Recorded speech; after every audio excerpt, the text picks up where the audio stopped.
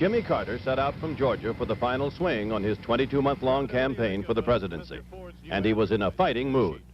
The President Ford Committee is distributing a campaign newspaper called Heartland, which tears into Carter in ways the Georgian calls slanderous and sordid. For instance, there is a cartoon of Carter standing in a church pulpit, holding the Bible in one hand, Playboy magazine in the other, with the caption reading, "All things to all people." Carter is not amused. It does violate the principles of ethics and the standards that Mr. Ford and I have both agreed in written statements to common cause that we would uphold. And I would hope that Mr. Ford would withdraw it. He's familiar with the paper. He's been asked about it before, and has stated that there's nothing that his campaign is doing of which he's ashamed, but he ought to be ashamed of his paper.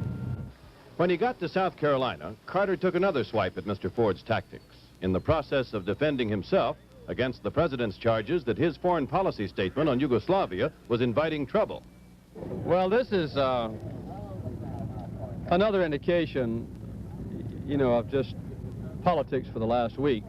As a matter of fact, Mr. Ford, on 6 different occasions, which we've documented, has made flat statements that he would not use troops in certain areas of the world, which I think is appropriate. I think the time for bluffing other nations by claiming we're going to send in troops is past.